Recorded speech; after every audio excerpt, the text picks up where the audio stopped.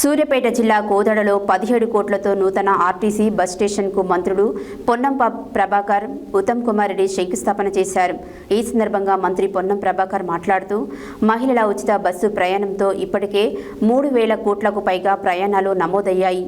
తెలంగాణ ఆర్టీసీని దేశంలోనే నెంబర్ 1గా ప్రజా రవాణా సంస్థగా తీర్చిదిద్దుతామన్నారు. సూర్యాపేట జిల్లా కోదాడలో 17 కోట్లతో నూతన ఆర్టీసీ బస్ స్టేషన్కు మంత్రులు పొన్నం ప్రభాకర్, ఉత్తమ్ కుమార్ రెడ్డి శంకుస్థాపన చేశారు. ఈ సందర్భంగా మంత్రి పొన్నం ప్రభాకర్ మాట్లాడుతూ మహిళల ఉచిత బస్సు ప్రయాణంతో ఇప్పటికే 3,000 కోట్లకు పైగా ప్రయాణాలు నమోదయ్యాయి. తెలంగాణ ఆర్టీసీని దేశంలోనే నెంబర్ 1గా ప్రజా రవాణా సంస్థగా తీర్చిదిద్దుతామన్నారు. మహిళా సాధికారతకు ప్రభుత్వం కట్టుబడి ఉందన్నారు.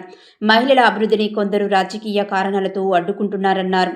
మంత్రి ఉత్తమ్ రాష్ట్రంలో కోదాడ బస్ డిపోకు ప్రత్యేకంగా అధిక నిధులు మంజూరు చేయడం జరిగిందన్నారు. కార్యక్రమంలో శాసనసభ్యులు ఉత్తమ్ పద్మావతి రెడ్డి, జిల్లా కలెక్టర్ తేజస్ నందలాల్ పవార్, మాజీ IPS RTC chairman Ravinder Reddy, municipal chairperson Kusumababu, vice chairperson Devarasetti Malleswari తదితరులు పాల్గొన్నారు.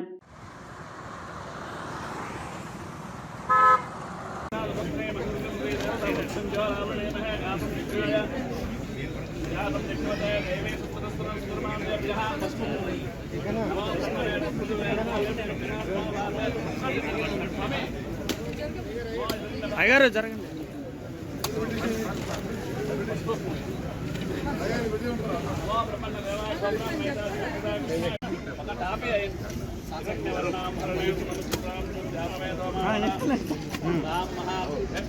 బాబు జరగండి, జరుగు.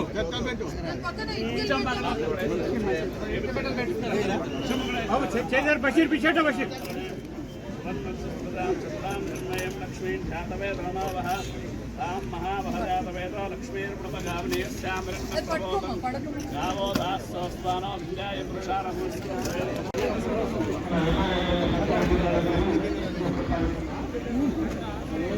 బాబు కొంచెం వెనకాల ఫ్రేమ్ దొరికి వెనకాల జరగండి. కొంచెం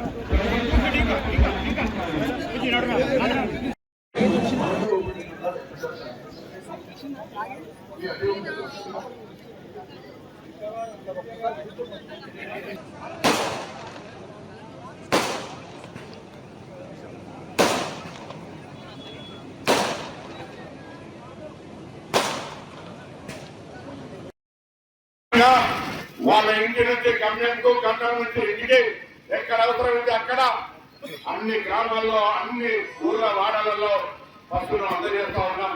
తప్పకుండా మీకు తెలుసు, ఆర్టీసీ మహిళలకు ఉచిత బస్సు ప్రయాణం చేస్తే నేరుగా వాళ్ళ బస్సు ప్రయాణాలను రద్దు చేయాలని కూడా రాజకీయంగా మీరే రెచ్చగొట్టి దీన్ని విమర్శించే ప్రయత్నం చేస్తారు. నేను అడుగుతాను, ఇవాళ తెలంగాణ ప్రజాపాలన ప్రభుత్వం తెలంగాణ అక్క పిల్లలకు ఉచితంగా బస్సు ప్రయాణం చేయడం ద్వారా వాళ్ళ యొక్క అన్ని రకాల అవసరాలు, అది గుడికి వెళ్ళాలన్నా, బడికి వెళ్ళాలన్నా, దావానికి వెళ్ళాలన్నా, అమ్మగారింటికి వెళ్ళాలన్నా, అత్తగారింటికి వెళ్ళాలన్నా పోతుంటే ఆ రాజకీయ పార్టీలకు ఇది ఇష్టం లేదా అని అడుగుతా ఉన్నాం. మహిళల సాధారికత, మహిళల అభివృద్ధి వాళ్ళకి ఇష్టం లేదా? ముఖద్వారం this the gateway to Andhra Pradesh, వాళ్ళకి గేట్వే టు తెలంగాణ.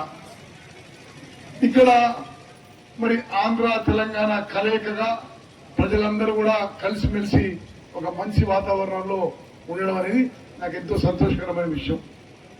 ఈ బస్ స్టాండ్ 17 కోట్లతో పునర్నిర్మాణ కార్యక్రమానికి గౌరవనీయులు పొన్నం ప్రభాకర్ గారు హైదరాబాద్ నుంచి సపరేట్ ప్రోగ్రాం పెట్టుకుని రావడం, నేను వారికి మీ అందరి తరఫున మనస్ఫూర్తిగా కృతజ్ఞతలు తెలియజేస్తున్నా.